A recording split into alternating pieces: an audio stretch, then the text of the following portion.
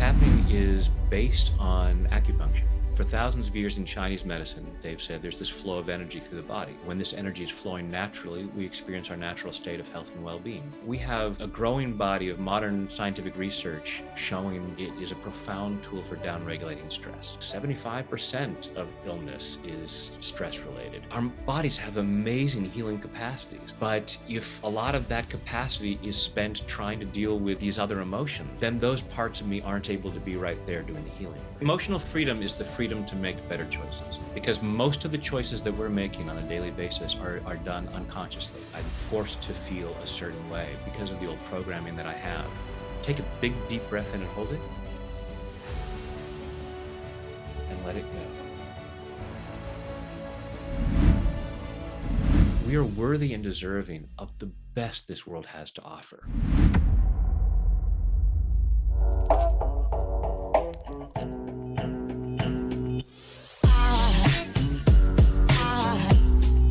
Aside from my soul.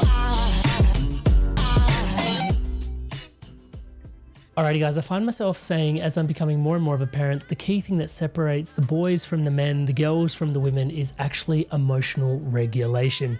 Now, there is a tool that is supremely easy to implement. It's like silly easy to implement, and it is tapping, EFT, emotional freedom tapping. Now, Brad is an absolute master at this, and we go into some very basic exercises that you can do that have supremely profound implications on how you navigate your emotions. We run through a couple of cool exercises, and you're going to find, even just going through those, that your whole emotional state and being changes. To have such a grounded tool in your arsenal is completely invaluable. Check out more about tapping in this episode. And as always, guys, please don't forget to like, comment, and subscribe to the video. It makes such a difference. I appreciate you so much for doing so. Without too much further ado, today's episode. Welcome back to the Inspired Evolution. And we have with us today, inspiring our evolution, we have with us Brad Yates. Brad, welcome. Thank you, Amrit. I'm so happy to be here. Oh my God, it is such a pleasure. For those tuning into Brad for the first time, he is an expert in EFT, emotional freedom techniques, for, I guess, familiarly and friendlily and just affectionately is the word I'm looking for, known as tapping. He's the co-author of Freedom at Your Fingertips. He's known for his engaging approach to self-improvement. If you check out his YouTube video, there's over 14 million views, 600 videos. His work includes the best-selling The Wizard's Wish, and he's got the contribution to the film The Tapping Solution. And there is so much in this space for emotional healing through the world of tapping that you've committed your life and dedicated yourself to, Brad. And actually, we also share not so fun, or a fun fact. We also share a favorite book in Illusions by Richard Bach. So, yeah, where there's my edition held together with a binder clip because it's so well read. Okay, yours, maybe you love it just a little bit more than I do by the looks of things. But yeah, that gives us a little bit of an introduction. Brad, welcome to the show. Thank you so much, Amrit. It's very funny. I look back at how I first got into this work when I was 15 years old, and I was interested in like parapsychology and things like that. I was talking about it to my dad, and he said, "I think you're ready for illusions." And he gave this book to me, and I didn't know at the time because I went off and I was an actor. But when I got into personal development, I realized this was really a significant book for me. And if you know the movie The Secret, several of the people in that movie are friends of mine, Dr. Joe Vitale and Bob Doyle, Mike Dooley. In talking to all of them, they've all said that Illusions was a significant book for them on their journey as well. Yeah, I find on the podcast recently, we've been doing some interviews with people that are heavily involved in non-dual awareness and space, and Illusions does a really amazing, it's so concise in the way that it sort of drops you into that unity consciousness non-dual space. And then, yeah, it's just every time you visit it, it's almost like you get a taste of what it's like to, and just all the paradoxes. And it actually did an amazing job for me to just be able to accommodate paradoxes in my psyche without being polarized and just going, oh yeah, you know what? Like, that's just the human condition. Like black and white, good and bad. It's all opinion. It's all just human, and actually it all just is. It's like, It all so just is. Exactly. yeah, and then, there's the Indian in me which then goes, oh, this book is just like, and Richard Buck, what a G. Like, there's probably a more appropriate way to describe him, but seriously, the like just calling it illusions and then Maya, and then just understanding that, it goes all the way through. Yeah, just a really beautiful read, really beautiful read. And yeah, Yeah. For anyone listening to this or watching this, if you haven't already read Illusions, I have a stack of them, so I carry, give them out as gifts to people on occasion. It's like, oh, you haven't read this? Oh, yeah, it's an easy read. I like that too. That it's you could read it in an afternoon. Yeah, yeah. It's not War and Peace, that's for sure. Right. Need a character chart for one of those. Brad, you mentioned it was a while ago that you got into tapping. What was going on in your world when you first came across like EFT and tapping as well? Because obviously illusions would have opened you up to some spiritual dimensions and you've gone down your path, but I'm trying to preload your answer without knowing the answer. So I'll just shush and then let you describe what was going on in your world and how you came to No, Amrit, I want to hear your explanation of how I found myself tapping on my face for a living. Well, I imagine some tap dancing shoes were involved. No, I'll stop. There are, and I still have them in my closet because I started as an actor, and as a drama major in college, I had to take dance classes, and I still have my tap shoes. Yo. Although I was never very good at that kind of tapping, never quite mastered it. But so this was you compensating. Sorry, I should not say that, dude. Stop it. Stop it. Sorry, please. That's all right. Once again, I'm going to have to speak to your supervisor. We were joking before. I was like, look, the boss is the creator, so you can take it up in your prayers. Exactly. We're taking this upstairs. Yeah. All right. We've had enough fun now. Let's get down to the serious business of how does someone find themselves tapping on their face for a living. So as I said, I was an actor. I had a degree in drama, had traveled the world doing theater, went back to Hollywood to be a movie star, as one does. And while I was there, I met a woman, fell in love, and got married. And when our first child was on the way, I thought I might need a second career to support this family. So I had always been fascinated by the power of the mind, probably since, well, even before Illusions, but that was certainly part of that. And I saw an ad for hypnotherapy school, and I thought, now that would be really cool. So trained as hypnotherapist, started a small practice that I was doing alongside continuing my acting career, or, my attempt at having an acting career. I had my moment. I played a doctor on TV. And then after a couple of years, our second child was on the way. And at that point, I realized, as much as I love acting, this is what I'm here for, doing personal development, helping people find that the masterpiece inside. This is really what I'm meant to be doing. And we left Los Angeles, moved to Northern California to be closer to our families. And through some other hypnotherapists, I heard about this energy psychology conference where they're doing this energy thing, this tapping on the face. And, and for those of you who are not familiar with tapping, the idea of tapping with your fingertips on your face might sound a little strange. And some people are kind of resistant at first. As part of my acting training, I had gone to Ringling Brothers and Barnum and Bailey Clown College. So this was not the strangest thing I'd ever done. So I was a little more open to it than maybe the average person might be. So I took this training and thought, wow, this is amazing, especially when Gary Craig, the founder of EFT, gave everyone pieces of chocolate and said, okay, on a scale of 0 to 10, how much do you want this chocolate? And I was a bit of a chocoholic at the time, like 8, 9. And then we did some tapping on chocolate cravings just for a minute or two. And I could not eat the chocolate. Just couldn't. I had as much interest in it as I did the foil wrapper around it. And I didn't eat chocolate for 2 years after that.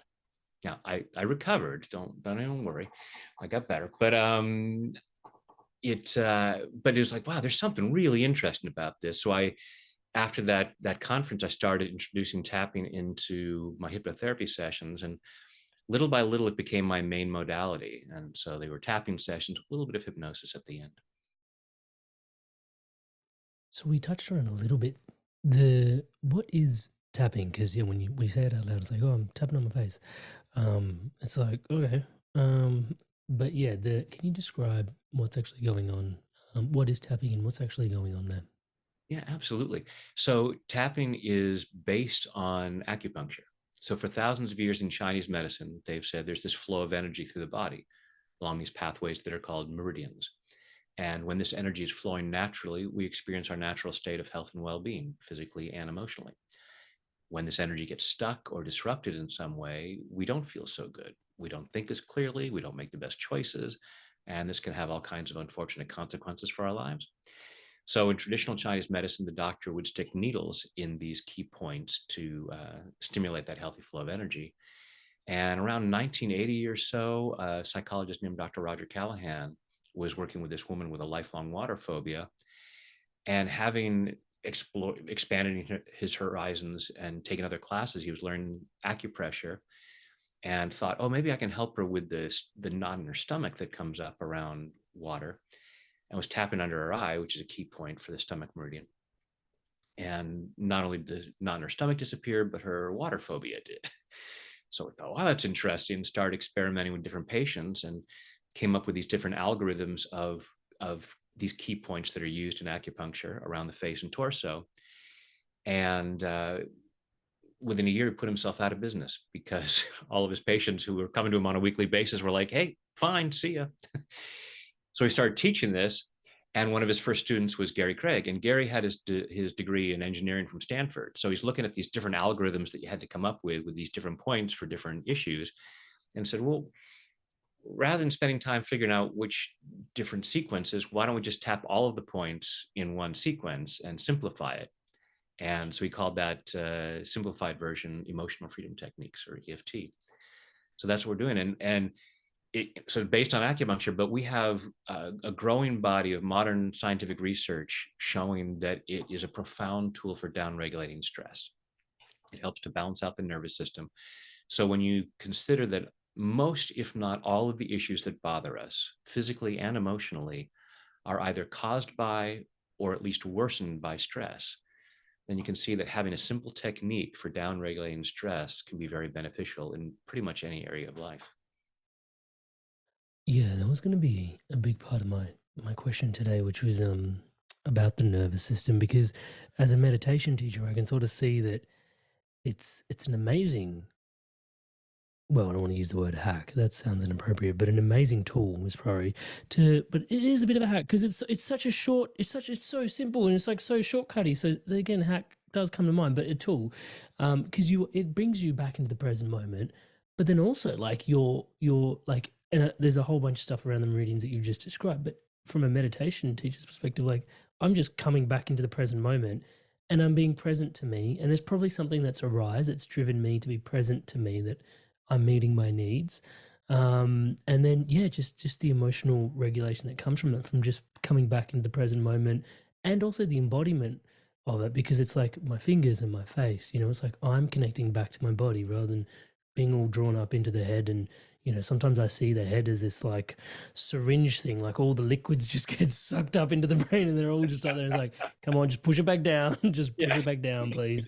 And so a practice like this can be super useful. Now, one of the key things, before I have a tendency to get excited and carried away down trains of thought. So, the freedom in EFT. What are we trying to free ourselves from? Well, so the basic idea of emotional freedom techniques is that we often don't feel free around. It's our emotions take us over. I get trapped in anger. I get trapped in sadness. And so I'm in a particular situation and I don't have the freedom to feel the way I want to. I'm forced to feel a certain way because of the old programming that I have. I was talking to a client earlier and talking about how she feels when someone behaves in a certain way. I was like, okay, well, so your happiness is then dependent upon this person changing. You're not free. You're not emotionally free until because your feeling is based on what someone else is doing, or what life is doing to us. So, and it's not bad or stupid. It's not a judgmental thing. It's just allowing ourselves to recognize I've been taught to feel certain things. And it's like I'm in a certain situation, I'm given a menu of emotions that I can feel in this moment, and there's one item on the menu. I can only feel fear, I can only feel resentment, I can only feel. And so what we're doing with the tapping is, because these emotions are in our bodies, they're feelings, and it's a stress response. Our brain is telling us you have to feel this way based on our programming. So the tapping helps to calm down that emotional and physical response, such that, oh, there's a lot more items on the menu now. And oh, look, joy's back on the menu. Gratitude is back on the menu. And even though this person might be a jerk to me, it's like I still have the freedom to feel how I want to feel, because I'm up to stuff. I'm here. I'm here to do something in this world, and I can't wait for 8 billion other people to all become perfect and not distract me and cause me to feel certain things. I want to be able to be in the place where I can do and be and feel what I want, so that I can create what I want. I think that's so profound. The description of, and as you're describing it, I can visualize it. There's like a contraction that we have when we're not, when we're in a I don't want to say compromised, but a jacked state where the nervous system is jacked, we're slightly stressed, or we're in anger. And anger's one that I'm familiar with. Like all the other options dissolve. And you're kind of in this, and it literally, as you describe, like where we're at in this conversation, I see it as a contraction when you can just tap yourself into more openness and more freedom. And from that point, you've actually got more choice as to which state you actually want to operate from. Um, and there's some, Emotional freedom is the freedom to make better choices, because most of the choices that we're making on a daily basis are done unconsciously, and they're based on how we feel. I want to feel better. I have programming that tells me this will make me feel better, whether that's eating a box of donuts or saying something really nasty to somebody and just indulging in self-righteousness and all of these things. And they're absolutely unhealthy behaviors.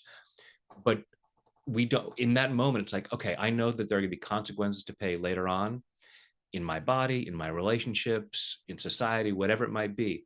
I can't deal with that right now. I have to deal with the immediate thing right now. And my programming tells me that this is the appropriate response, even if I can objectively say it's completely unhealthy.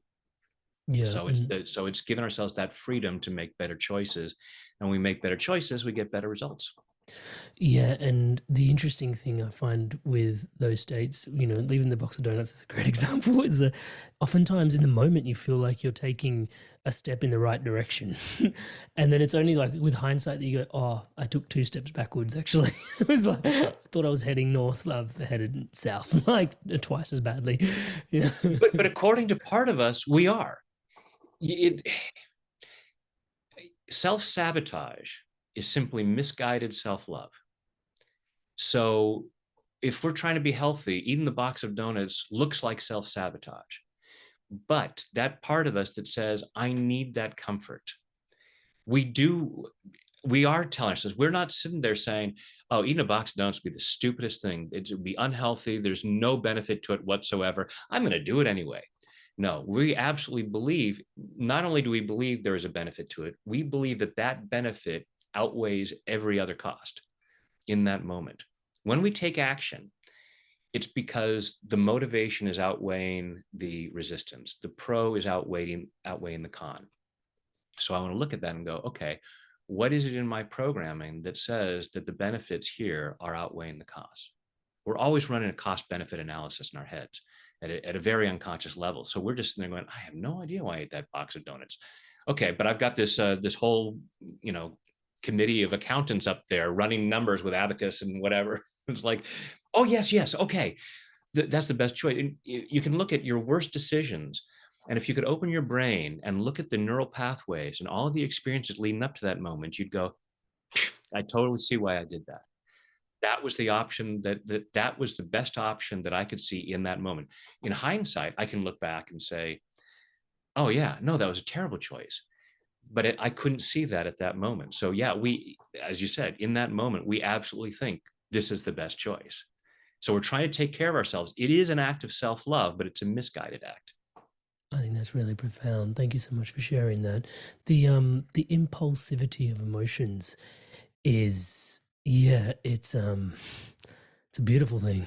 it's also, a challenging thing as well. And in there, one of the things I've found myself saying to some of my closest friends that are also interested in becoming parents, and I've got a 2.5-year-old and a 4-week old, exactly 4-week old. Wow. And Oh my so goodness. yeah, so it's touch wood, it's a really beautiful age, but also what I find myself saying, and in many ways this is a bit absolutist, and I'm conscious of how it sounds, but I'm coming to find the more I become a father, that really what separates boys from men could just be solely their ability to emotionally regulate, is pretty much what I'm finding. Because there are moments where I can see where I'm still an adolescent, and I'm like, oh, like that's that's I'm being one of the kids right now, and I can feel it, because I'm triggered, and it's like, oh, okay, like that's still when I'm reaching and like leaning into that, and it's almost like mid-reach that I'm recognizing it, that I'm behaving from such an impulsive sort of state, and then going, oh, taking that opportunity to not necessarily react but respond, and the only difference being the difference between reaction and response being like the space that's in there, and going, oh, I have a choice. And this is back to what you were saying about the freedom to choose in tapping. I think at this juncture I just kind of want to throw in something that, just to sort of put some context into things.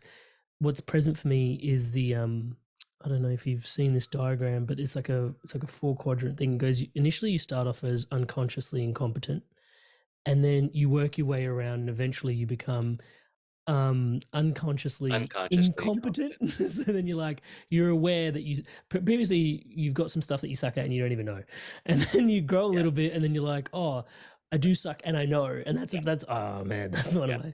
I don't know that I don't know it. Then unconscious or conscious. So it's unconscious incompetence. Yeah. I don't know what I don't know. Then the conscious incompetence. I know that I don't know how to do that. Then there's the conscious competence. I know how to do it and I'm doing it. And then the unconscious competence where I just do it. Yeah, naturally. It's really getting to that, being able to get to that place, and it takes practice. And it's great. I mean, even when you can say mid-reach, I'm realizing it. Because even with all this, we're still human. So there are still times where I'm like, well, after I've reached and done it, and it's like, oh, I should know better. I'm supposed to be the expert. But still human, still have buttons and then there's that moment of, okay, I'm grateful that I had this, because now I can see how I can get better. Because if that hadn't happened, then I wouldn't know where I could improve. At the risk of leveraging the friendship too far, what was present for me was like, the expert has failed more times than the novice has tried. Absolutely. Sorry. I just did that to you. Stop.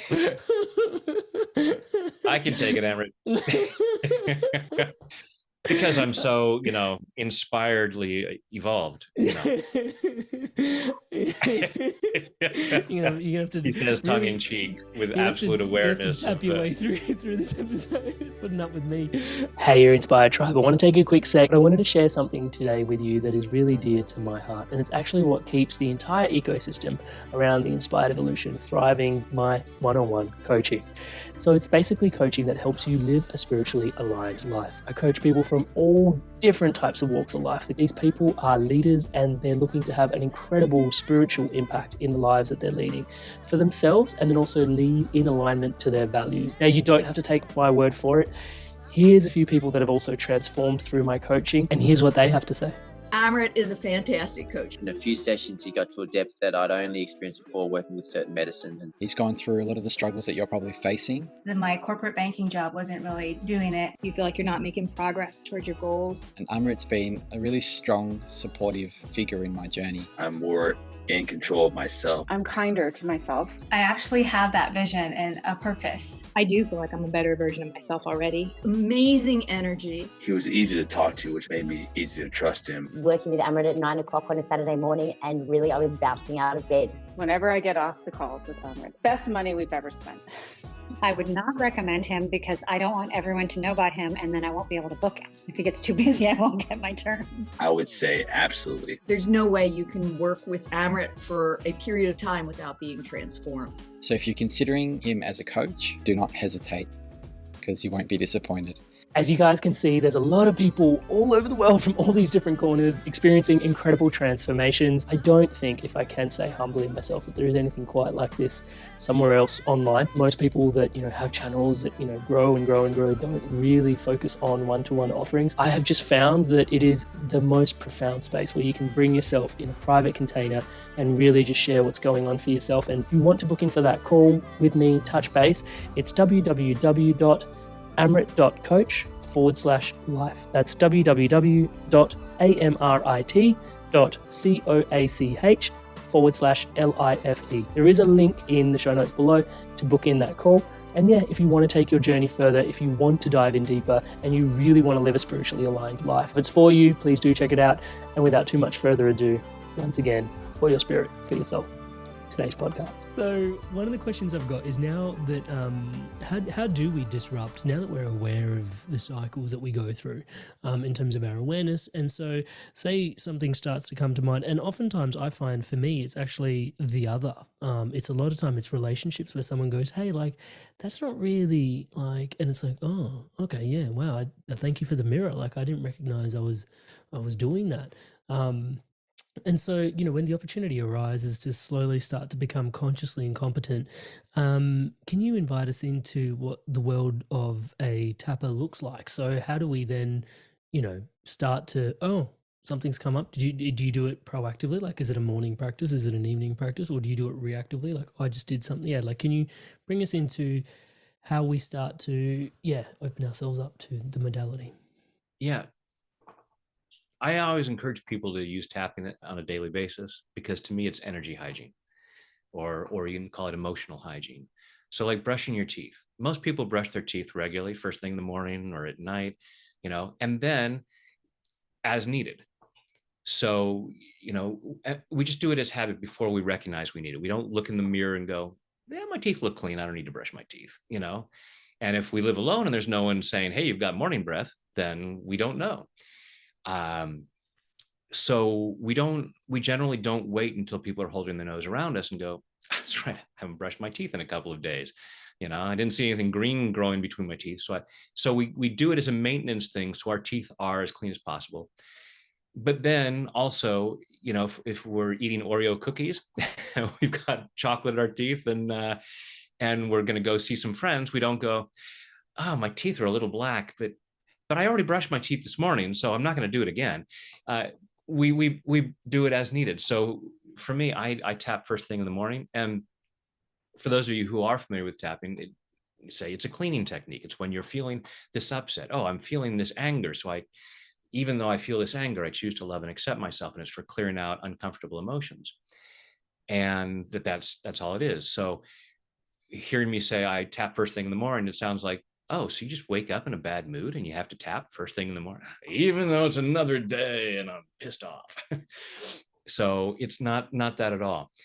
It's a matter of feeling as good as possible. So first thing in the morning, it's like, I just want to be as open as possible. And we're all carrying ambient stress.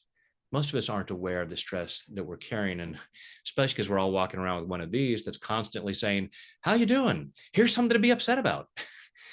And we're not aware of it. It's like just throughout the day, we're eating crap and getting stuff on our teeth and not brushing our teeth.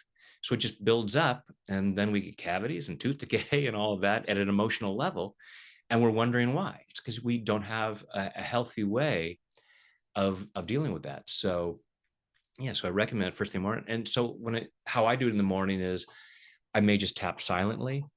I may say certain prayers. I may say certain affirmations, and just stuff like that. I might say, if there's any resistance going on here, if there's any part of me that might hold back today, I'm choosing to release that and being as open as possible. And then if things come up, then I'll tap. If I'm out in the world, if someone cuts me off on the road, it's like, oh, okay.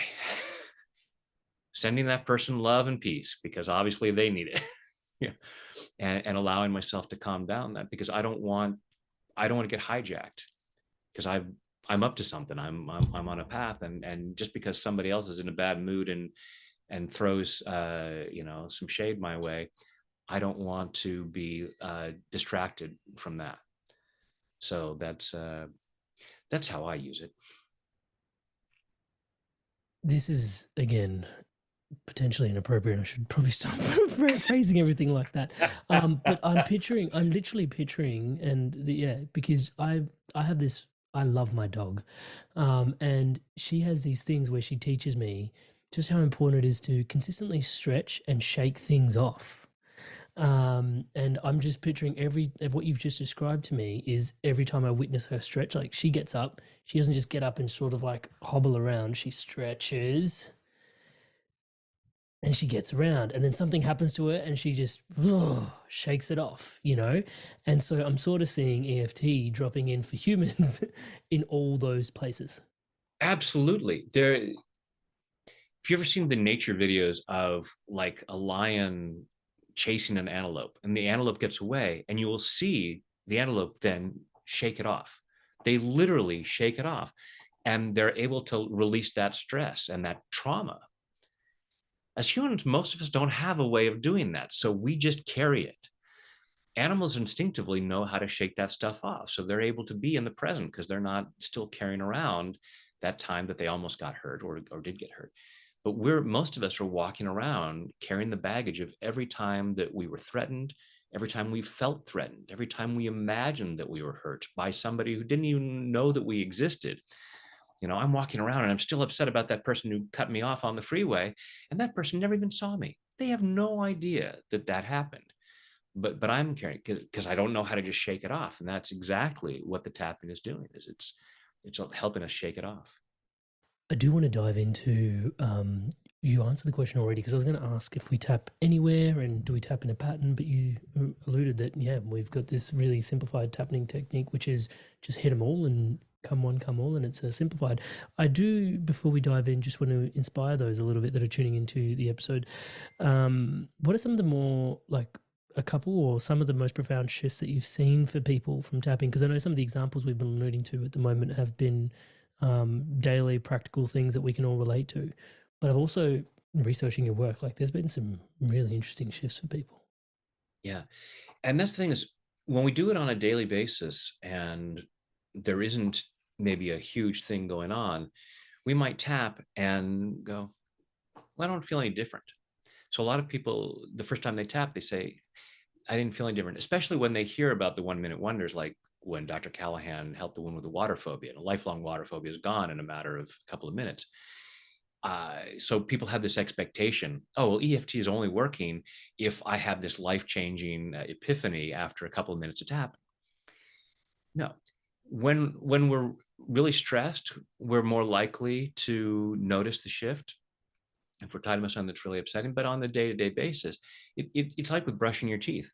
If you look in the mirror and the first thing in the morning, your teeth look clean, and you brush, you're going to look and go, I don't really notice a difference. It doesn't mean it hasn't done anything. And that's part of the thing with the research that we have, is there are biological markers of the benefits. Our immune system is boosted, cortisol, stress hormone is decreased. So we might be saying, oh, I just tapped for a few minutes and I don't feel any different. But if we were to stick you in a machine and rate, it's like, okay, let me show you all the things that have happened here. It's like taking vitamins. There are so many people who take vitamins on a regular basis, and I challenge anyone to say, oh yes, I took a vitamin and I instantly noticed that I had so much more energy. We take it because we know, or we're convinced that those benefits are there. So it's the same with tapping, except that sometimes we do notice that benefit right away. And there have been times where, talking with someone who we bring up a particular incident, like a woman being handed divorce papers, and still, decades after that happened, almost in tears thinking about it. And in a matter of 10 minutes of tapping, she was laughing about it. And it's just like, yeah, and being able to recognize you know, it was one of the, in some ways, one of the best days of our lives because, yeah, I can't imagine the sort of person who would deliver me these divorce papers. If I was still married to that person for the past 20 years, how much less would my life be? But at the moment, it was shocking, and that shock got stuck in there, and she didn't know how to shake it off.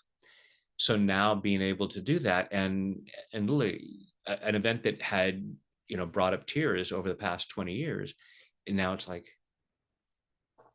yeah, it happened. It's a good thing that it happened. Yeah, it wasn't ideal, you know. I'm sorry that I went through that, but no more tears. So seeing things like that with upsetting events, there are different things where people find themselves able to take actions in their career or with their finances.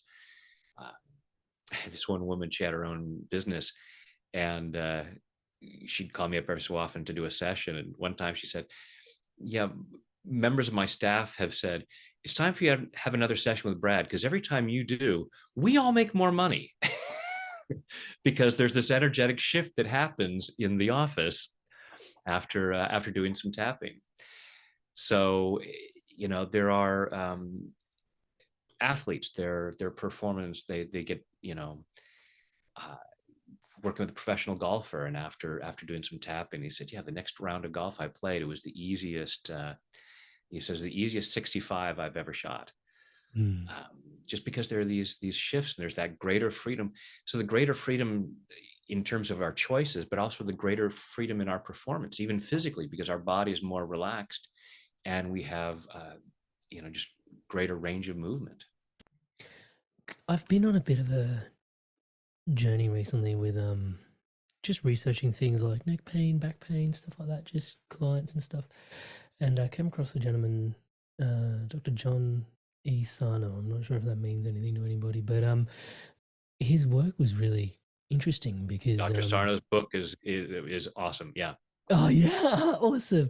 Because it was really interesting. It was the first time someone I was reading had boldly just stated, like, hey, your physical stuff is just calcified emotions. And I was just like, whoa, like that's, and it's like, just work with the emotions, to the point where towards the end of his practice, he was just like, yes, walk, and yes, get back into physical like exercise, but deal with your emotions. Like, a prescription is deal with your emotions. And I was just like, whoa, like, and having, you know, generally when I'm working on stuff for clients, I generally try it on for myself, and it has been profound, the amount of like physical stuff that gets unlocked if you just are willing to look at your emotions. And the way he describes it is, your physical stuff intentionally pops in because the emotions are too hard to look at for your psyche. So you get this physical stuff that's in the way. And I can feel you want to share, so I'll quickly just pepper this in there. I thought this was just like, ooh, like fringe information. And I was watching The Crown, which is on Netflix, the other day, just because I love history. And Queen Elizabeth's husband is saying to Diana in this particular scene where he's just like, oh, like sometimes I just label my back pain as back pain. I know it's suppressed anger and frustration and like, you know, all this stuff. And I'm like, is it just because I'm reading Johnny Sano that I'm like what is going, what? Probably. It's like, this is mainstream though. Like, this is, whoa. And so then it was like, oh, people know this. I'm just catching on a little bit later. But yeah, just like what you're describing, the things that it unlocks. Quite well, profound. Louise Hay's book, Heal Your Life, she has a whole list of, here's the physical ailment, here's the locked emotion, this trapped emotion that's behind it. I was had a booth at a health fair once, and I was teaching this, and some guy had come over, and his back was really bothering him. He was there with his girlfriend, and we did some tapping for a moment, and they left. And he came back like 2 hours later, and he said, I don't know if you know, there's another part of this park where there's a dance floor, and we've been over there dancing, and what the heck did you do to me? Because we didn't do any stretching, we didn't do any back exercises, we just did this release. And I, you know, take care of the body as well. I do exercises every morning. There are different things that I do, but yeah. And even with ailments, if I'm not a doctor, I'm not going to make any claims about it, But as I said earlier, most, if not all, of the things that bother us are caused by or worsened by stress. There have been doctors who have said, 75% of illness is stress related or more. Some people will say it's 100%. So to have a simple technique to downregulate that stress has profound benefits. And even if it isn't going to necessarily cure the ailment, it can at least help with all the emotions that come around that. Because when we have some physical ailment, it's not just, oh, I feel this pain, but there's also, I'm angry about that. I feel guilty about not being able to help around the house. I feel fear about how long is this going to last and how is this going to interrupt what I'm up to. There's all kinds of emotional stuff that is tied in. It's like, if I can tap to at least reduce those emotions, so I can say, all right, I've got this physical thing that's going on, because sometimes like we may have cut our finger and it hurts. And it's not like, oh, well, that's just suppressed emotion that I have this gap in my finger that's got blood coming out. Okay, there are some things that are actually of a physical nature, but our bodies have amazing healing capacities. But if a lot of that capacity is spent trying to deal with these other emotions and worrying about what I'm not getting done and being angry about what I'm not going to be able to do and things like that, then those parts of me aren't able to be right there doing the healing work. Okay, I've dammed up the energy against the wall long enough. Let the floodgates pour open. Can you run us through, maybe, if you don't mind, if I could be so bold, maybe some tapping so we can sort of like experience it? Obviously, this is just a taste for those that probably want to go deeper. They can go check out your YouTube videos. I think there's so many there for so many different types of things, and we'll discuss that maybe a little bit after. Yeah. But yeah, absolutely. No, I've been waiting for you guys. Because this is my favorite thing to do. So what I'm going to do is I'm going to first take you through and show you what the different points are, and I'll describe that for those of you who might be listening on audio, so that you know where those points are.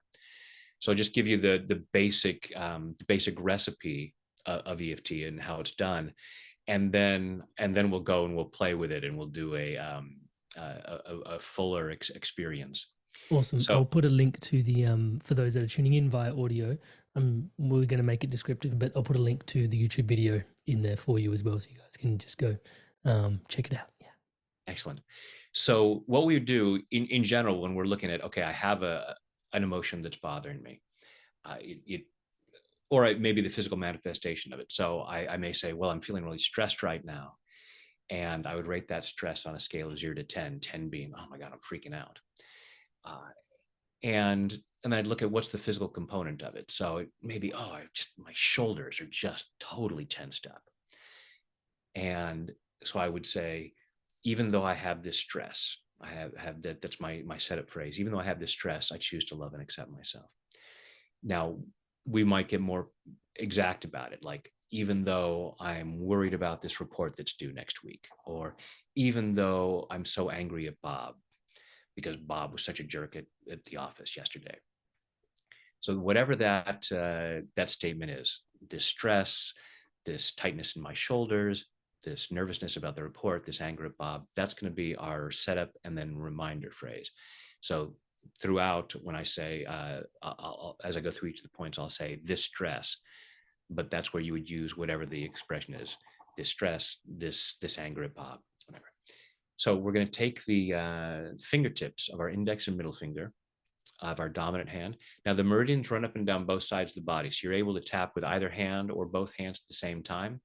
But for the sake of demonstration, I'm just going to say, go ahead and take your dominant hand, and with the fingertips of your index and middle finger, gently tap on the edge of your opposite hand. So right between your pinky and your wrist, you would just gently tap there. And that's where you say the setup phrase, even though I feel this stress, I choose to love and accept myself. We'll repeat that 3 times. And that's because so often we resist what's going on. And when I introduce EFT to some folks and I say, all right, you're angry at Bob. Okay. Even though I'm angry at Bob, it's like, no, You're talking about the negative. We have to always talk about the positive. You got to focus on what's there. If your dog poops on your carpet, you can't say, I'm just going to look at where the carpet's clean, because you're going to step in and spread it around if you don't deal with it. It's like, okay, it's there. If you break your arm, you don't go to the doctor and say, let's talk about my legs. My legs feel awesome. So we want to acknowledge what's there. We're not just dwelling on it. We're actually fixing it. We're cleaning it, dealing with it. So gently tapping on the side of your hand. Even though I feel the stress, I choose to love and accept myself. Repeat that 3 times. And then we're going to tap the eyebrow point. So right at the beginning of your eyebrow, right near the center of your face, gently tap in there again with these 2 or 3 fingers. And then we'd repeat the phrase, this stress or this anger. And we generally tap these points between 5 and 10 times. It's not an exact science. It's not like if you tap for 12 times, it's going to be like, all right, well, it's not going to work now. No relief for you, especially if we're saying a longer phrase. So we might be saying, all this nervousness about the report that's due next week because my boss is going to be really upset if I don't get it done in time. Probably going to be more than 10 times. So then we follow the eyebrow out to the side of the eye. So right there at the corner of your eye socket, and gently tapping there. All this stress. Right under the middle of your eye. So again, following the edge of your eye socket to right under your eye, just above your cheek. All this stress. Right under your nose, just above your upper lip.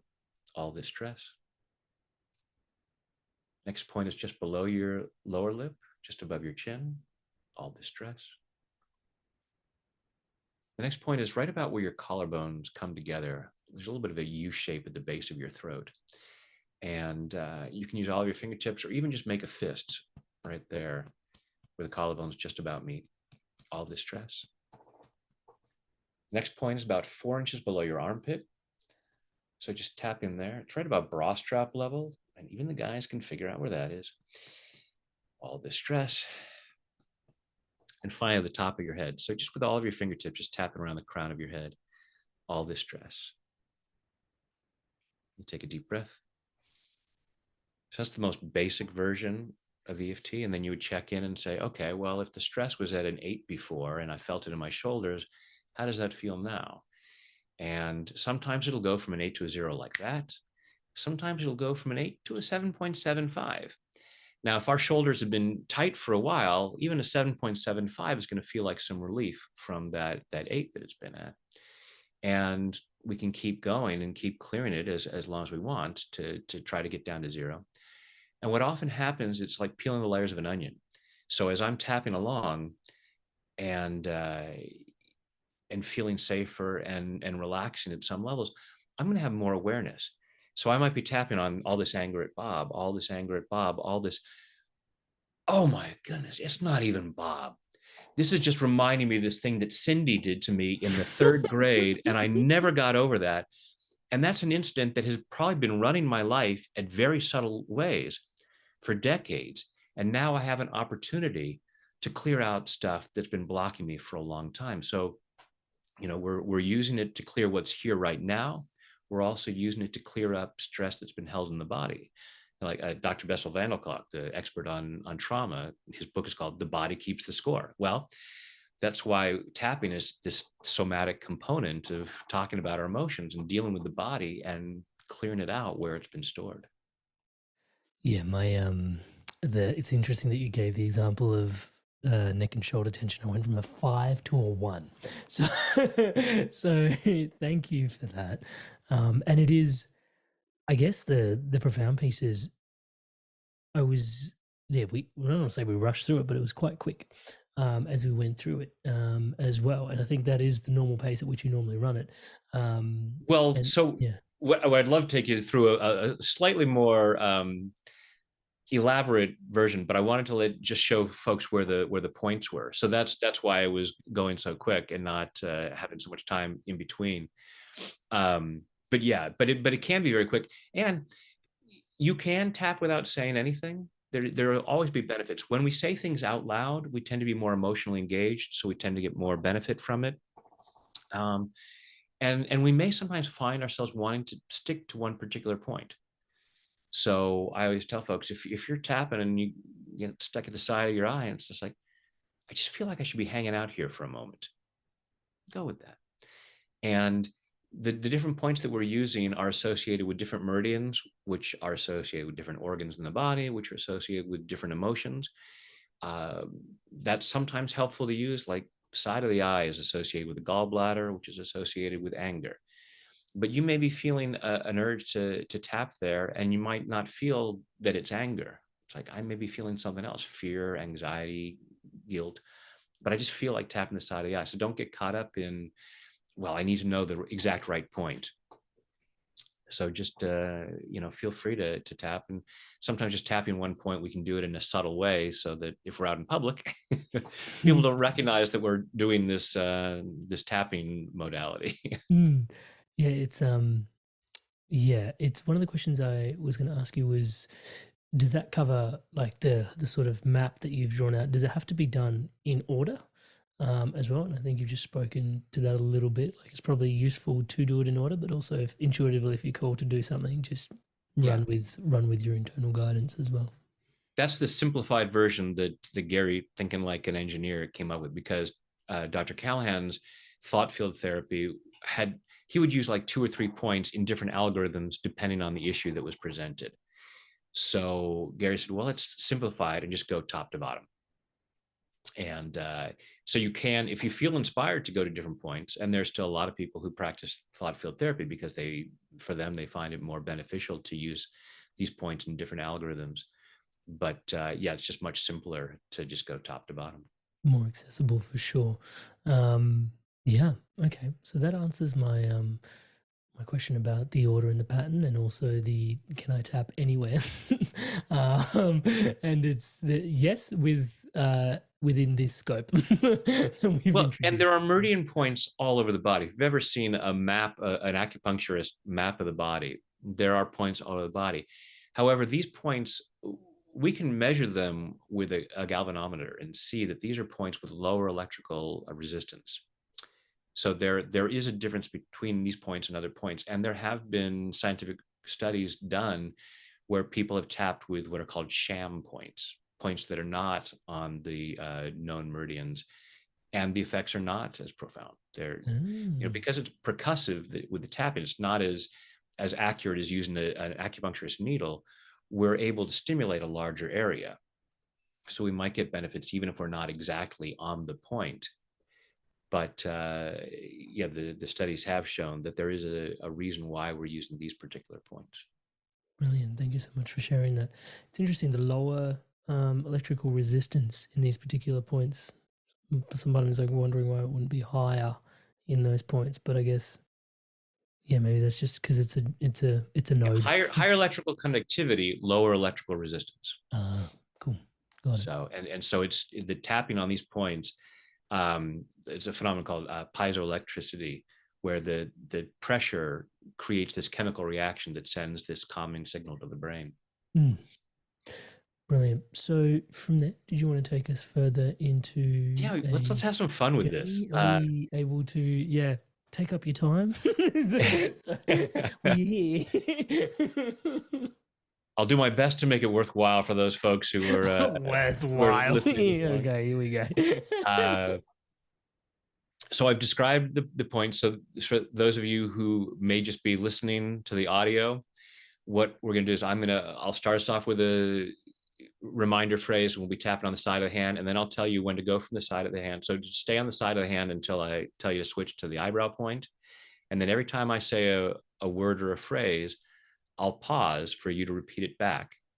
And then during that pause, then when I say the next word, go ahead and move to the next point. If you don't remember all the points, don't worry about it. If you just tap one point throughout until you have a chance to go and watch the video, that's fine. You cannot get this wrong. So breathe, relax, and allow yourself to enjoy it. So what I thought we would do is, everyone go ahead and close your eyes, unless you're driving. Take a deep breath in and hold it, and let it go.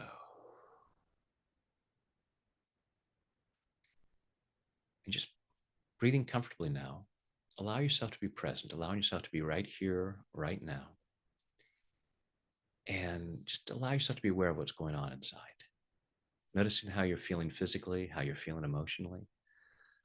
Maybe you're rating yourself on a scale of 0 to 10, 10 being magnificent, feeling awesome. And don't judge yourself harshly if the number's lower than that. Just allow yourself to get curious and go, oh, isn't that interesting? That's where I'm at. Allow yourself to be aware of the thoughts, beliefs, and memories that might come up as to why you couldn't or shouldn't be feeling better in the moment. And just having some fun, because the show is called Inspired Evolution. I want you to imagine a full-length mirror and look in that mirror, and I want you to see your most evolved self. You know, on a scale of 0 to 10 in terms of evolution, see that 10 version of yourself. Allow yourself to be inspired by that. And also, again, allowing yourself to recognize where you are right now, possibly in contrast to that mirror image. You know, maybe if that image is a 10 and you may feel like, oh, I'm at a 3 or a 4, maybe higher than that, maybe lower than that, just allowing yourself to get curious. The extent to which we don't have what we say we want tends to be the extent to which we are resisting it, because of beliefs that we have about why we couldn't or shouldn't have it, about why it wouldn't be safe. So allowing yourself to imagine being that totally evolved self and what that self could create, the kind of life that self lives. You know, that master, if you have read Illusions, living as a master and being able to just, you know, walk on water and walk through walls, and that level of evolution, allow yourself to be aware of the resistance, the fear that comes up. What would change in your life? What would be different? Because as human beings, we resist change. Even if our lives are crap, it's our crap. We know where it goes. We dealt with it yesterday. We know we can deal with it. So allowing yourself to be aware of any concern about, wow, if I was at a level 10, my life would be really different, and I don't know that I could handle that. It may be that I'm afraid of how other people would respond to me.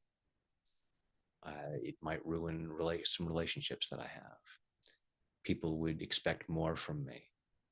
Just allow yourself to be aware of the thoughts, beliefs, and memories that might come up about why it might not be safe to be that fully evolved. Allow yourself to just be aware of anything that you feel in your body, any place where you might feel tightness or discomfort. So just being aware of, being open to the idea that there's a part of you that is resisting being that evolved. Not in a judgmental way, just getting curious and going, oh, isn't that interesting? Because I've been programmed to do that. So feeling what you feel and whatever thoughts are coming up, rate that resistance on a scale of 0 to 10.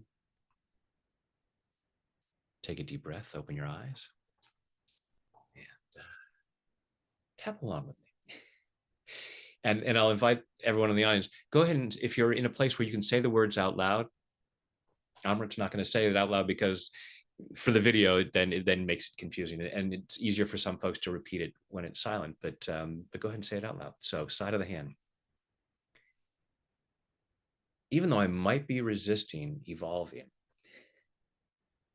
I choose to love and accept myself. Even though I might be resisting evolution, I choose to love and honor myself. Even though I might be resisting evolution, because part of me says, being that evolved, being that advanced, being that powerful, sounds kind of good, but there's a lot about that that seems scary. So I'm downplaying it, allowing myself to play safe. And even though I might be resisting evolution, I choose to deeply and completely love, honor, and accept myself. And maybe anyone else who has contributed to this resistance, because I choose to be that free.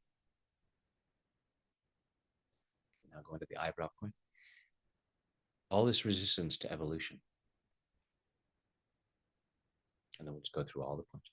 All this resistance to evolution. All this fear of evolving. Because if I keep evolving, I might not recognize myself.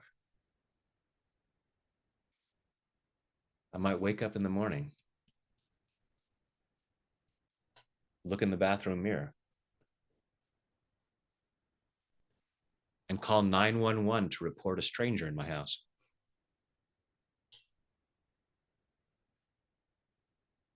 All this fear of evolving.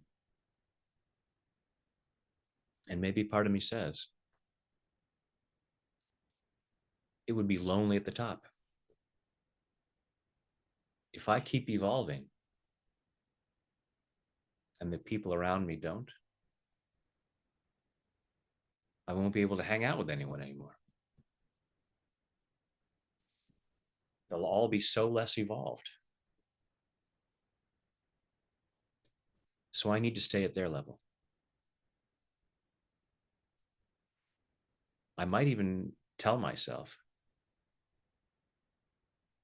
that I'm holding myself back as a noble act.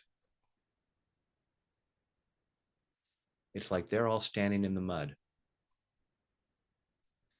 And I could get up to higher ground. But they couldn't. So I get back in the mud with them.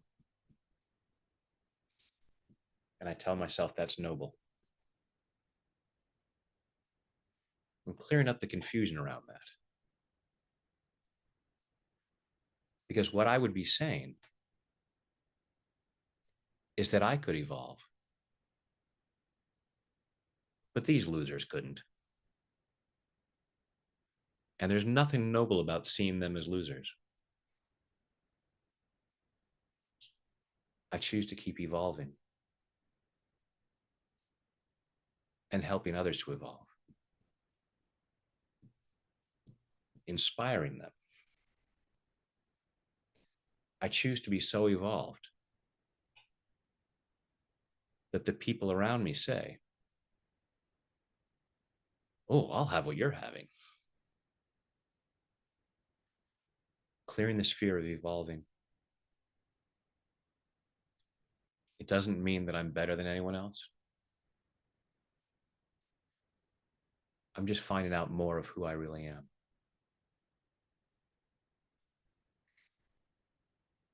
It's like the sculptor Michelangelo looking at a block of marble and saying, I know there's a masterpiece inside there. And chipping away what doesn't belong to reveal that masterpiece. That's what I'm doing right now. I'm clearing whatever covers up the masterpiece that I am. Releasing what no longer serves me. Releasing those doubts and fears. Releasing self-doubt. All those messages that I'm not good enough. Those are all misunderstandings. Mine or maybe someone else's. Clearing up the confusion. And even if I look at my past behavior and say, I am so unevolved. I am not defined by my past behavior. But my behavior is created by how I define myself.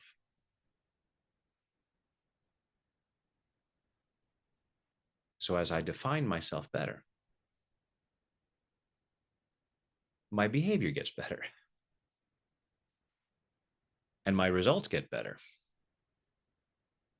And that benefits other people too. So it's a win-win situation. And I choose to trust that I can handle it. I'm allowing myself to evolve even more. Inspiring myself and others in body, mind, and spirit. Take a deep breath. Close your eyes, go inside, and if you are able to rate the resistance to evolving on a scale of 0 to 10, check that number again, and hopefully that number's gone down. Again, often like peeling the layers of the onion, you may have some insights, some thoughts, some memories that might have popped up about, oh, this is why I hold myself back. And then looking at that image of that totally evolved version of yourself, and ask yourself where you feel you are now on a scale of 0 to 10 in terms of your own evolution. And hopefully that number is higher. Don't judge yourself harshly if it isn't. Just allow yourself to be aware of, okay, what else holds me back? And give yourself permission to love yourself right where you're at, because you're doing the best you can with your programming and your circumstances. We're always doing the best we can with what we've got. And it's allowing ourselves to keep clearing what limits us so that we're able to do even better. Go ahead and take a deep breath and open your eyes. And welcome back. Thank you so much for that, Brad. That is, yeah, some ways feels very tailored for the inspired evolution. It's really, really beautiful to witness the, yeah, just how much was initially brought up when we were still tapping our hands, and how much, yeah, things can shift through the practice. Yeah, there was a solid 7. And I was feeling at about a 3.5, which was really interesting. I was like, oh, surely I feel better than that. And then I was like, no, just be curious. Don't judge yourself. We have these expectations. I have a show called Inspired Evolution. I should be this guru who is Mr. Inspired Evolution. Yeah, exactly. Yeah. I walk on a cloud around everybody else. Have you met my we're flying human. carpet? I do kind of look like I'd be sitting on a flying carpet. I don't know, with a beard and sorry, I'll stop. Hey, you're Inspired Tribe. I want to take a quick sec. I wanted to share something today with you that is really dear to my heart, and it's actually what keeps the entire ecosystem around the Inspired Evolution thriving, my one-on-one coaching. So it's basically coaching that helps you live a spiritually aligned life. I coach people from all different types of walks of life. These people are leaders, and they're looking to have an incredible spiritual impact in the lives that they're leading for themselves, and then also lead in alignment to their values. Now, you don't have to take my word for it. Here's a few people that have also transformed through my coaching, and here's what they have to say.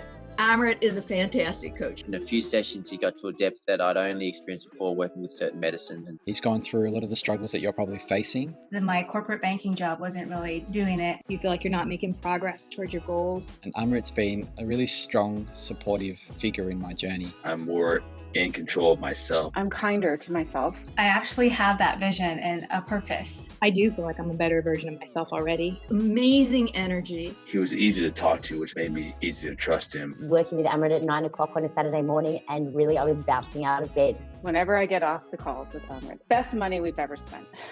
I would not recommend him because I don't want everyone to know about him, and then I won't be able to book him. If he gets too busy, I won't get my turn.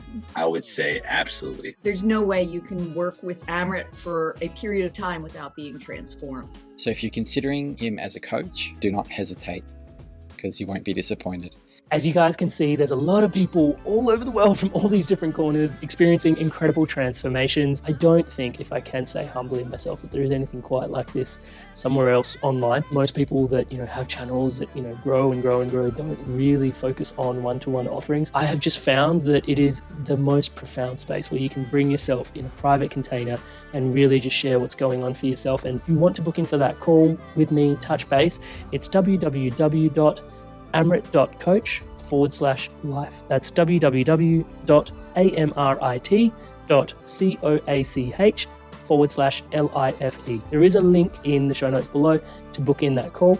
And yeah, if you want to take your journey further, if you want to dive in deeper, and you really want to live a spiritually aligned life, if it's for you, please do check it out.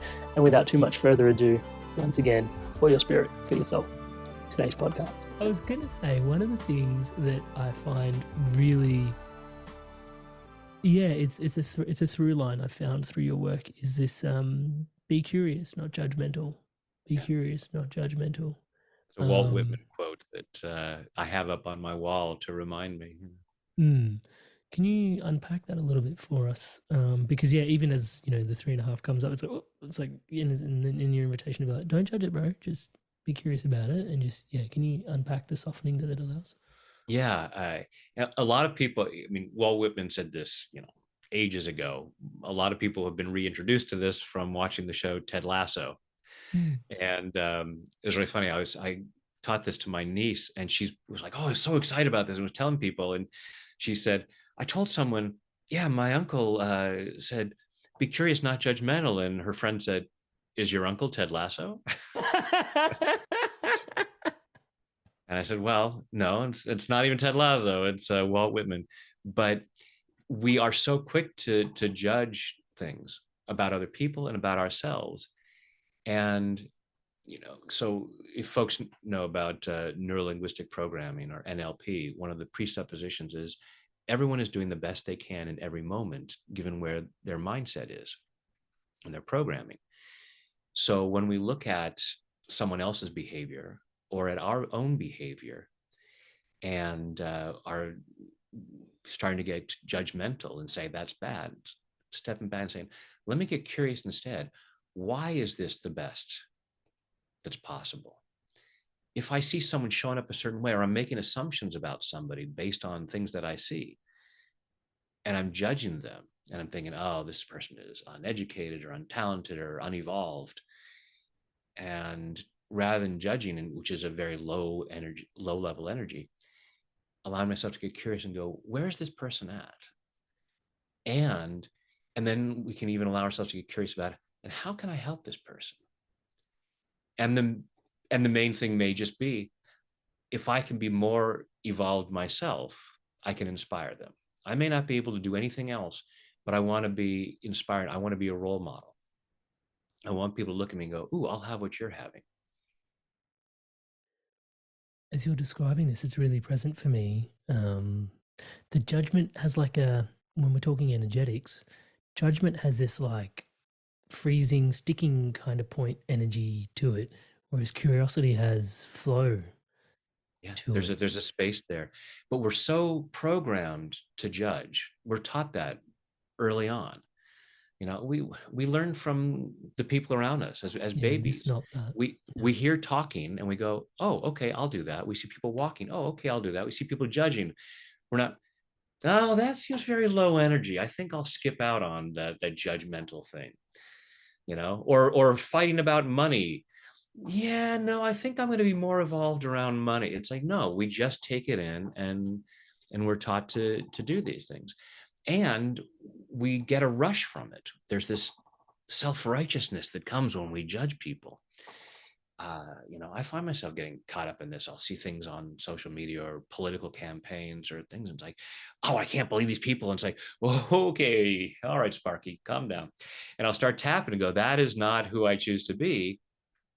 I just reckon, but I try to not judge myself for that. I go, you're supposed to be Mr. EFT. You're supposed to tap people, feeling better, doing better. Who are you to be, resentful or judgmental? It's like, I'm human. I have had human parents and human teachers and human peers who all taught me this. And so recognizing that, okay, but I'm here to cultivate peace. And so the blue wristband that I wear says cultivate peace.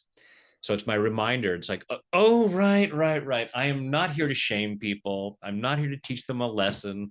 I'm here to cultivate peace. And it's got to start with me inside. So I'll start tapping right then and go, okay, how do I then get to that place of being curious and what's going on for them? And what's going on for me that I'm in this place? Thank you for unpacking that with us. Another question I had was, following your work, sometimes you don't need to know what your stuff is. You can just call it out, which is kind of inspiring, because sometimes I find myself looking at stuff and just staring at it and trying to define it, and I'm like, what is that? Yeah. It's just because we're taught to get it right. It's black, it's mossy. I just keep describing it. I still don't know what it is. Sometimes inside Touchwood. If something is spilled on your carpet, You go and you get the vacuum cleaner. You don't have to sit there and get down close and go, is that soil from a potted plant that got spilled, or is that dirt that got tracked in from outside? Let me sit here and analyze. Like, just get the vacuum cleaner and suck it up. Now, there are times where with EFT, the more specific we can be, the more effective it tends to be. If I can really zero in on what I'm bothered by, then it can be more effective, but it's not always necessary. And it's like most of us have a trash can in our kitchen, and after a few days, we take the bag out and we take it out to the garbage and just throw that bag out in the garbage. We don't have to reopen that bag and go through it item by item and go, okay, here's the milk carton I finished yesterday. Here's the carton of eggs. That it's like, no, I just throw out the whole thing sight unseen. And I go back in the kitchen. The kitchen smells better because it's gone. So I can be tapping. So when I ask someone, what are you feeling? And they may not be able to say, oh, it's, I'm really angry at Bob because, he spoke this way he said this thing to me or whatever. I may just be aware of, I just feel this tightness in my chest. And so we can tap, and afterwards, like, oh, that tightness in my chest is gone. Great. I may not need to remember exactly what Bob said. It's like, I'm just not bothered anymore. Bob said something. I had a tightness in my chest. It's gone. I'm fine. I can get back to work, and I can talk to Bob and recognize, yeah, sometimes Bob says things I don't like.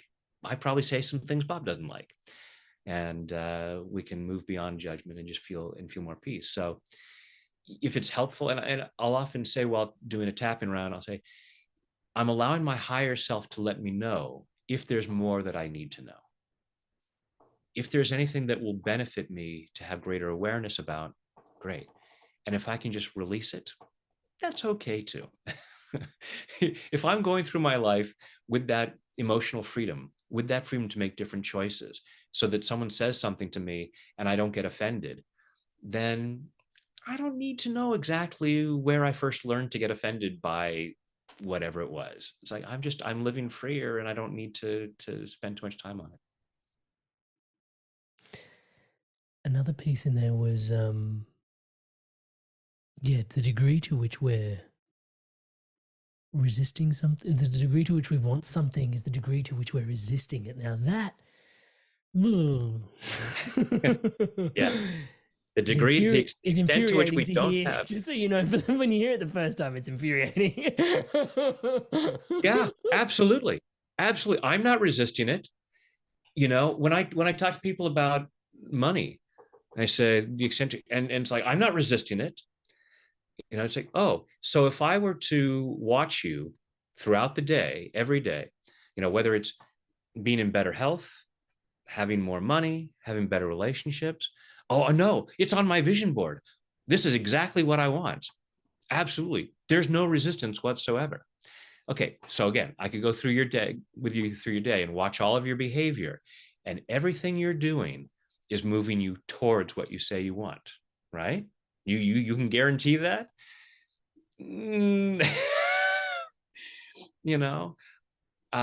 Or would I sometimes see you doing things that actually move you away from what's on your vision board? You make bad money choices. You eat the box of donuts, even though you say that you want to be in better health. So those are acts of resistance, and it's not bad or stupid. Again, be curious, not judgmental. Wow, why is it that I said that I wanted to have $10,000 in my bank account at the end of the month, and then I went out and bought that outfit that I don't even know where I'm going to wear it, but it just looked cool on the mannequin in the store, and I went and bought it because I have some. So it's allowing ourselves to get curious about, why would I resist that? But we resist hearing that it's resistant because it feels judgmental. It feels like, oh, I'm stupid for not being more evolved. You're saying I'm stupid for not having more money, that it's my fault. And it's like, no, it's not about fault. It's about taking responsibility and looking at, and there may be things that show up that aren't our fault at all. Crap happens sometimes.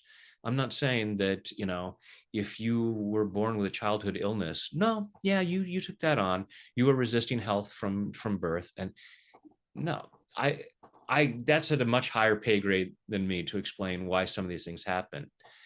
But it's given ourselves permission to look at it and be really honest, like, all right, am I really doing everything I can possibly do to reach that goal? Or if not, why might I resist it?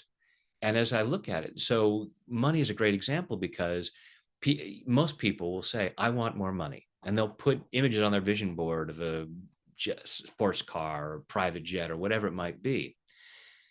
And one of the best examples was this woman at a workshop said, yeah, I've read all the books about money. I've gone to the seminars and I still don't have the amount of money I want. I said, oh, close your eyes, take a deep breath. Imagine that you now have the money that you want. However, that, if you imagine the house you're living in, if you just imagine looking at your bank statement and feel in your body and say, it's safe for me to have this much money. And she goes, oh, scale of 0 to 10, it's a 2. And I said, bingo. Now you know why you don't have that much money. If you had a child, Amrit, you've got small children. If your child was invited to a birthday party and you looked at where the party was and you said, on a scale of 0 to 10, how safe is it for my child to go to that party? If it was a 2, would you let your kid go to that party? No. Correct answer for all you parents out there? No.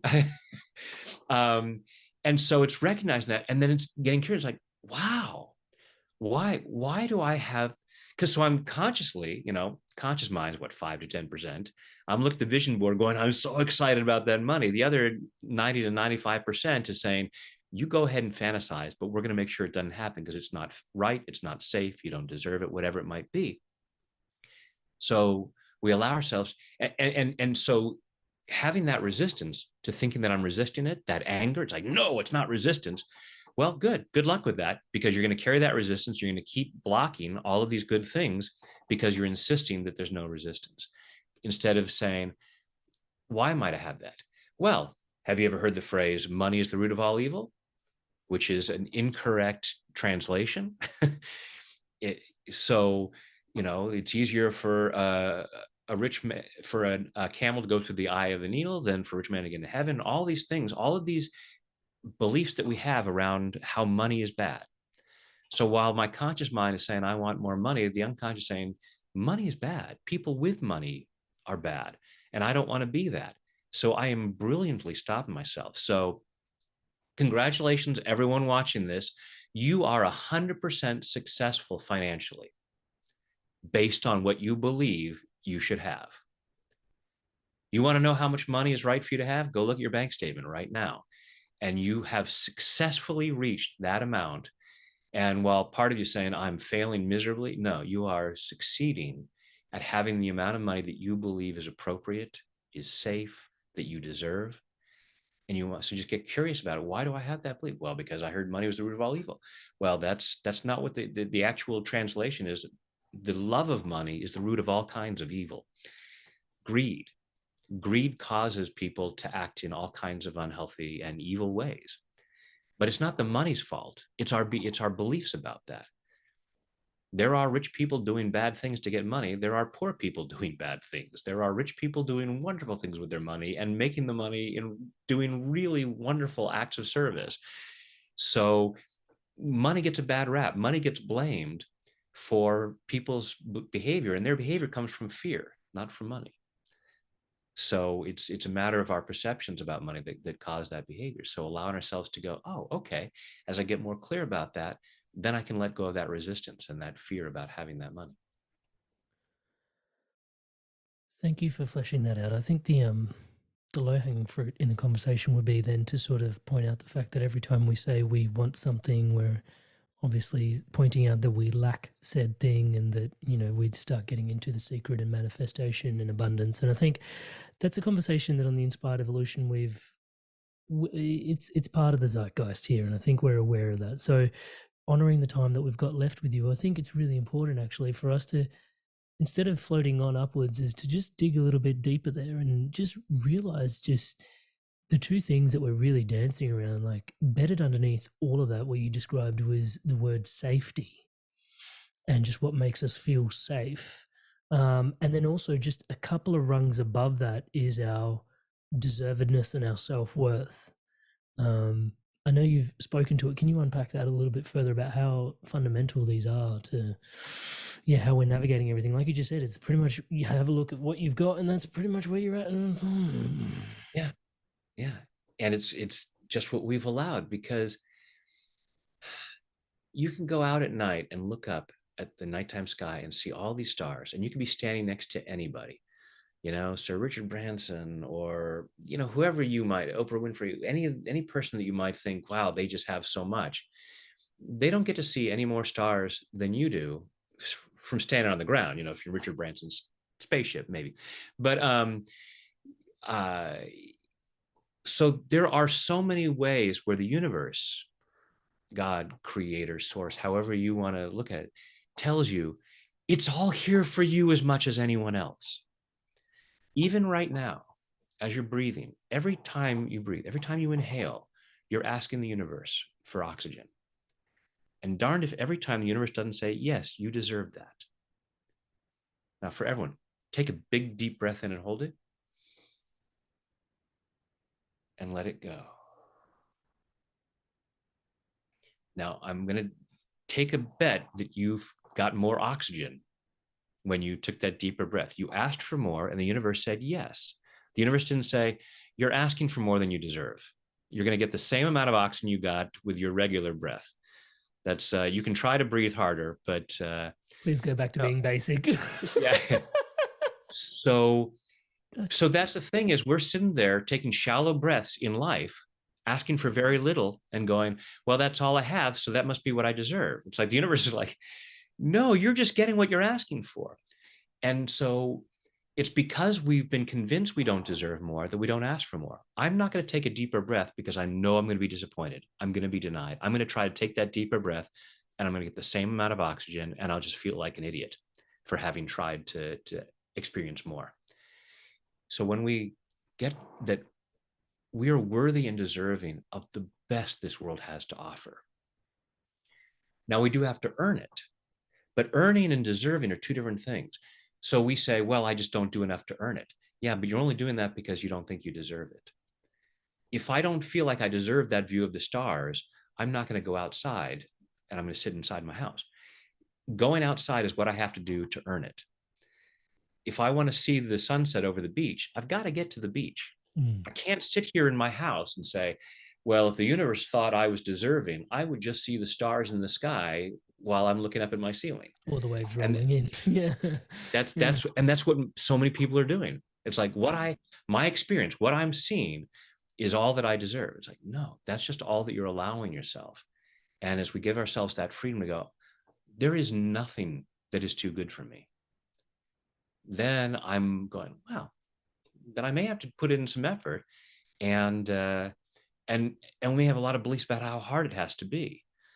In order to see the stars, I have to go outside, but it's got to be hard. So I have to crawl on the floor, and I have to crawl under the furniture, and I need to go all the way around the house inside before I can go out the door, and then I get to deserve it. And someone else goes, no, I'm just going to stand up and walk to the door and go outside. And then we go, oh yeah, well, it's easy for you. It could be easier for you, and yes, we don't all start on a level playing field. I'm not going to, make any assumptions about that. It's some people are born closer to the ocean, closer to the door, and it's a easier track. But the stars, the ocean, all of that is still there for all of us, and certainly a better view than what we're allowing. And as we allow ourselves to recognize that. And so tapping is a great way, because all of those beliefs about how we're not good enough is just stuff trapped in our energy, so that when we try to go towards the door, it's like there's an electric fence, and we stop and go at a very unconscious level. We don't even know why we're not going to the door. We're just like, oh, I can't go there. because we have a stress response when we try to go for something that we've been told we don't deserve, that we're not worthy of. And as we tap, and actually the video that's coming out, because I have a new video come out every Monday. I've got 1,200 videos right now, something like that, on all kinds of different ranges. But the one that's coming out on this coming Monday is know that you're worthy. And clearing those beliefs, all these ideas that I'm not worthy, I'm not good enough, those are total misunderstandings. Let those misunderstandings go and recognize, oh, I asked for oxygen. The universe gave me oxygen. The universe is telling me in every moment, you're worthy. You are worthy. If you ask for more, if you take a deeper breath, I'm going to give you more. Brad, that is epic. I'm conscious of how much time we've got left, and I've got like 60 bloody questions to ask. I will, but I have nowhere to go, Amrit. If the audience has to go someplace, they can come back later. Yeah, the benefits of being emotionally free. I am blessed and grateful to myself to have tapped to a place where I get to control my my schedule in such a way. It's like that I get to hang out with cool people like you and talk about cool concepts like this.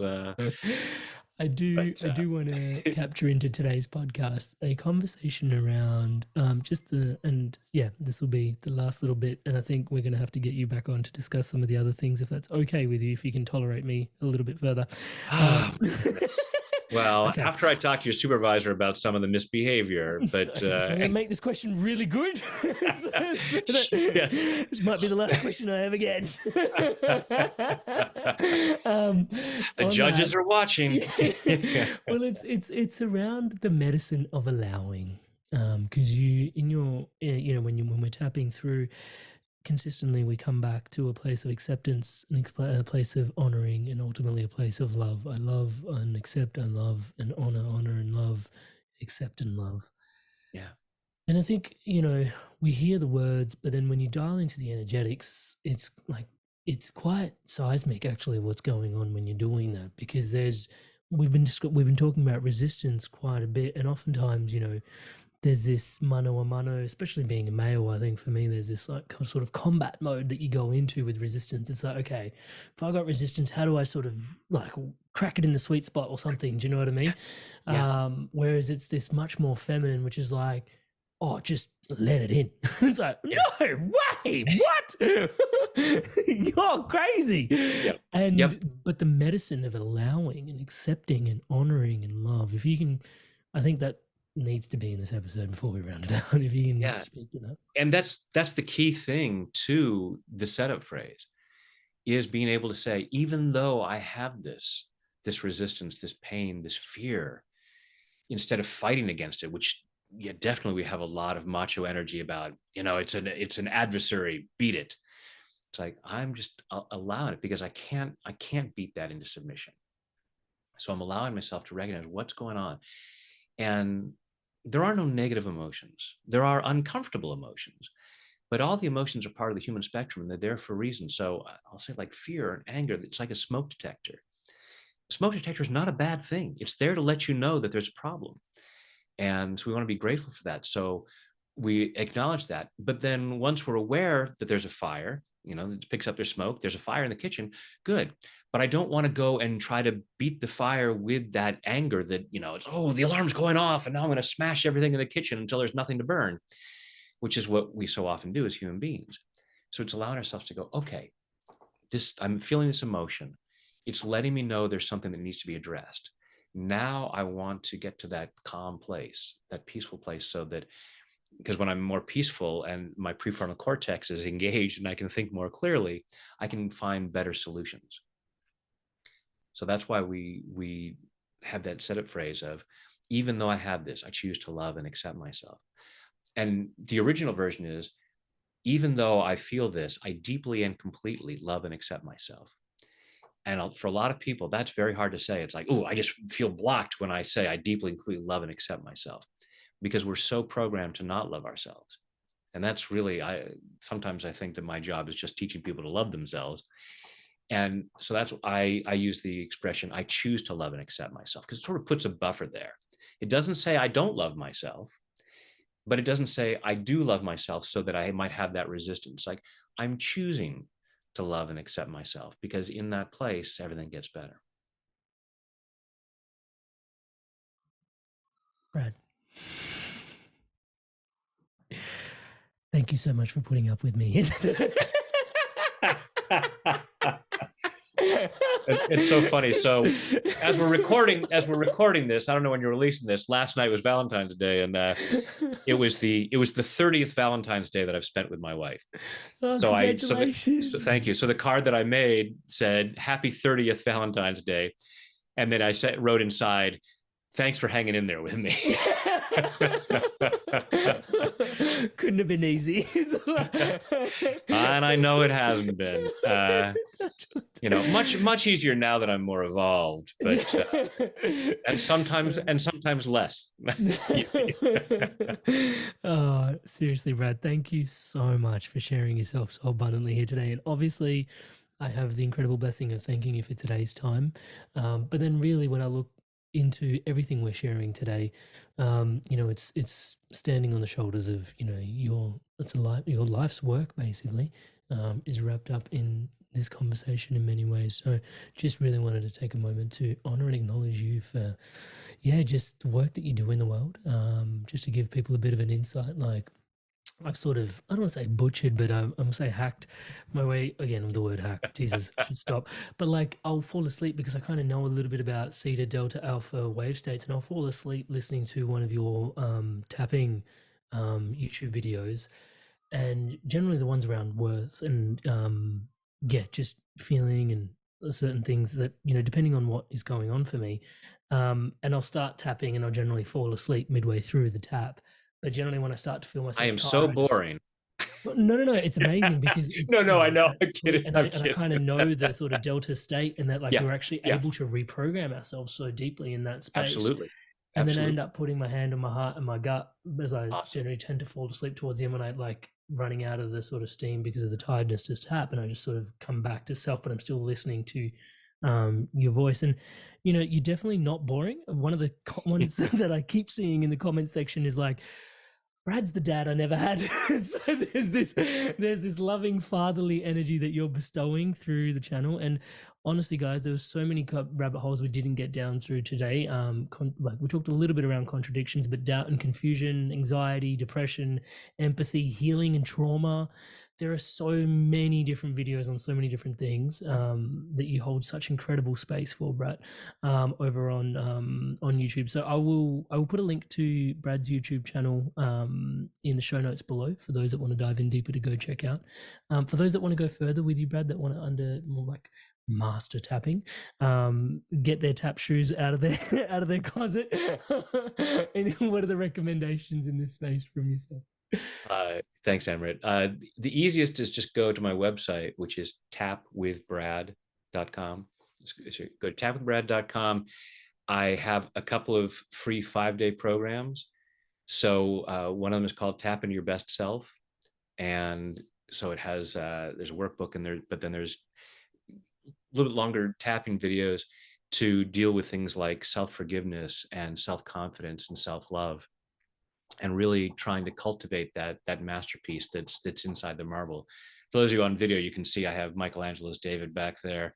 I have Davids everywhere because it was my favorite piece of art the first time I saw it, but it also is such a great metaphor, as we were brought up during the tapping round, of clearing away what doesn't belong to reveal the masterpiece that's inside. So and there's another free 5-day program called Success Beyond Belief. So not only is it, success beyond belief, it's so much success, but it's also literally the success that's beyond the current beliefs that you have about how much you can succeed. Belief system. Sorry. So I encourage folks to go and take advantage of those. And thank you so much, Amrit, for what you're doing with this podcast and the work that you're doing. Thank you for the opportunity to give me this platform to share this work.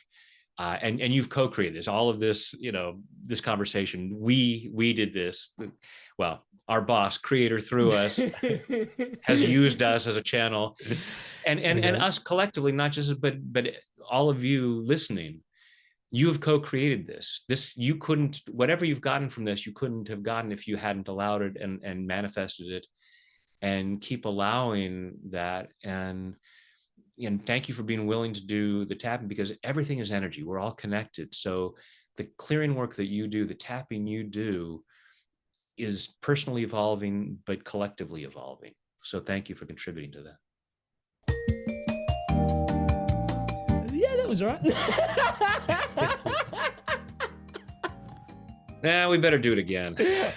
Let's fix it. There were so many. Better get back on Riverside and start all over again. And, oh man, totally screwed up. Thank you so much. That was. Oh, thank you. That was that's one of the most fun interviews I've ever done. So. Oh wow, thank you so much. That means a lot to me. Especially considering the depth of your work and how long you've been sharing yourself. Like, I am so inspired by your channel and everything you're up to in the world as well. So it means a lot to me. Yeah, really. Thank you. And yeah, it was lots of fun. It was actually just the ability to navigate fun with eliciting the depth of the topics. That's the thing, I mean, it's like with all the people out there doing this work, I think maybe the best training I got was going to clown college and stuff like that, because it's the humor, it's the spoonful of sugar that helps the medicine go down. So funny, it's 20 years ago, something like that, 30 years ago that I did, I went to clown college, and I'm actually having coffee with the director of clown college next week. Hey, I haven't seen him in it. Well, I saw him a couple of years ago at a reunion, about 6 years ago.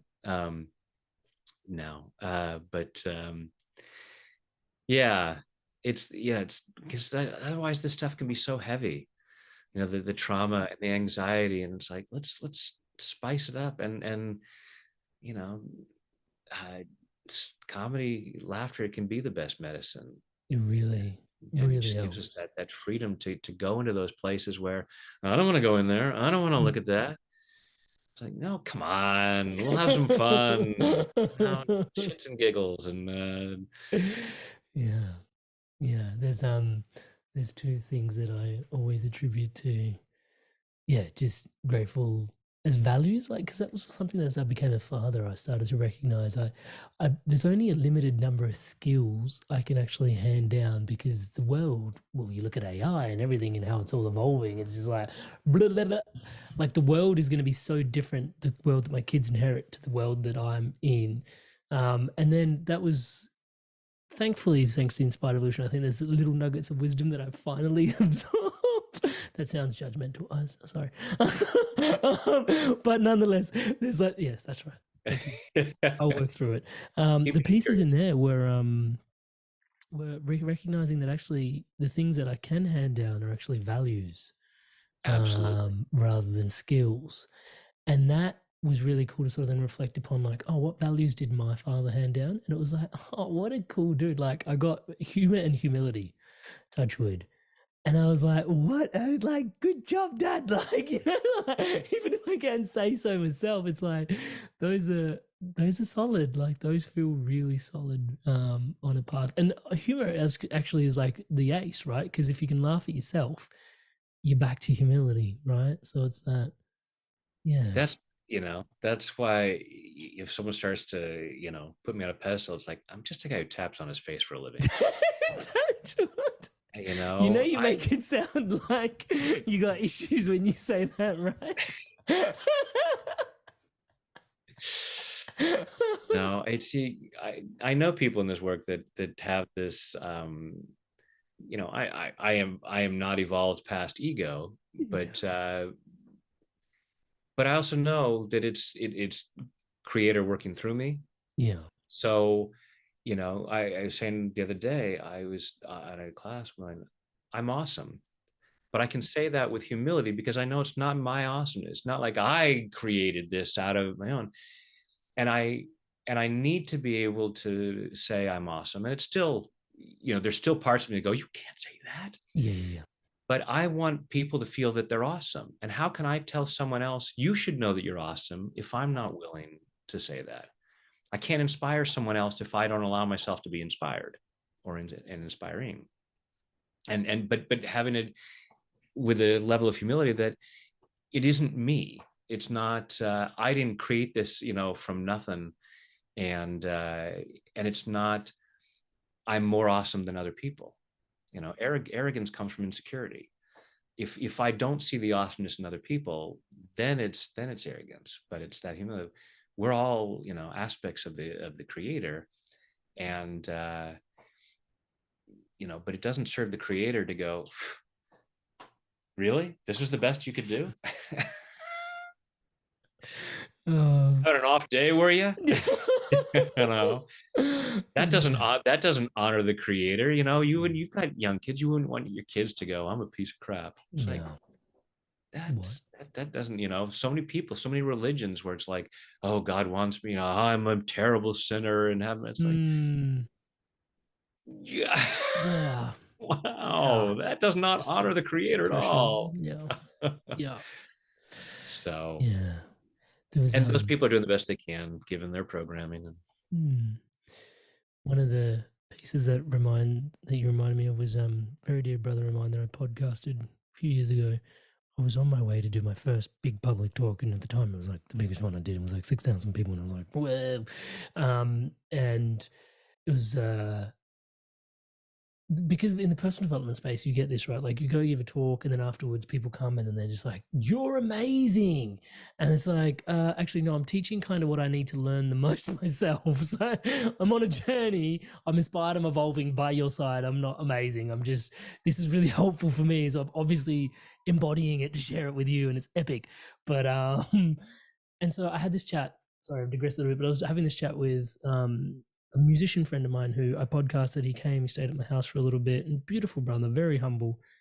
And I was chatting to him, and I was like, because I watched his performances, and he has these amazing performances where him and the audience, the delineation kind of dissolves.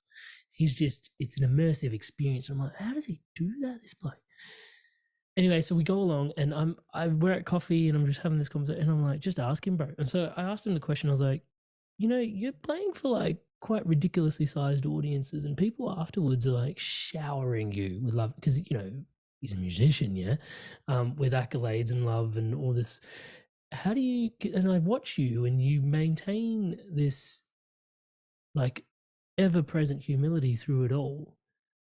How? Because I'd love me to learn how to navigate those waters in such ways.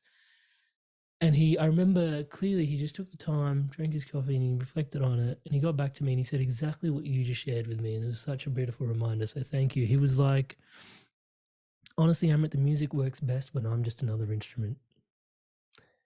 And when people are thanking me, I'm recognizing that I'm being played, and through me, not by me. I'm giving the thanks back to where it all came from. Yeah. And so I'm just really grateful that I'm able to do and they're able to experience, and we're all grateful for what we've co-created together, how you ended up the podcast as well. So, and allowing yourself so that when people say you're amazing to go, thank you for noticing. But recognize it's not downplaying it. But it's, yes, I'm amazing. So are you. So my job is not to have you think that I'm amazing. My job is to help you see that you're amazing. But in that, how could you not notice that I'm amazing as well? But it's because I'm a channel of something greater. Because what's amazing about me is the creator, is source, and I'm part of that. And as I allow myself to be part of that, that's how I be amazing. Because how am I going to, if I doubt that I'm amazing and what I have and is amazing, what right do I have to be in front of an audience like that? I'm still waiting to have a nice audience. I think the biggest I had was when I spoke at Jack Canfield's event, and there's like 400 people. My event, I've had people almost up to 200 people at my event. I'm a lot of times now doing like 30 I like the intimacy. And I sometimes think I may be resisting at having bigger audiences because that means tinier percentage of those people that I'll get to meet. And I don't get to say hi to everybody at my workshops, but I get to say hi to most of them. And I look at these big name personal development people, and they're swept behind the curtain, and the audience never gets to me. And I walk in before the event starts, and I'm talking to people, and I'm joking and giving hugs and taking pictures with people. And so it's like I resist. Now my big vision is doing it at the Royal Albert Hall. And I do this, I have a VR headset, and I go in and I stand on the stage of the Royal Albert Hall. And yesterday I created photoshopped a picture of me in front of an audience at the Royal Albert Hall. So, which is like 5,200 or something like that. So it's like, so I look at that and I go, and I tap while I look at that picture and go, whatever part of me is resisting, the extent to which I'm not experiencing being on stage at the Royal Albert Hall or having an audience of 6,000 or even at 1,000 is the extent to which I'm resisting. And what part of me is holding back? And is it the fear of, God, I don't want to feel that detached. The last workshop I did in London, when I had 165 people and I was up on a stage and people were further back, and there was a part that's like, that was not my most fun event, because I felt this distance, and that's for me to work out so that I can feel, like you said, you're this friend, this musician friend, the connection is there, and I know that the connection is there. So what part of me is not allowing myself to feel that connection, even if I'm standing on a stage with a sea of people out there, such that feels as fulfilling. Hey there guys, if you like this episode, please don't forget to like, comment and subscribe to the channel. It helps so much more than I can even say. Appreciate you deeply for doing so. If you loved this conversation with Brad, you're going to love our conversation with Matt Kahn. That's on screen for you now, and also another couple of episodes for you to be able to continue your journey here, stay inspired, keep evolving, continue your journey. Click on one of the videos on screen now, and I'll see you in the next episode.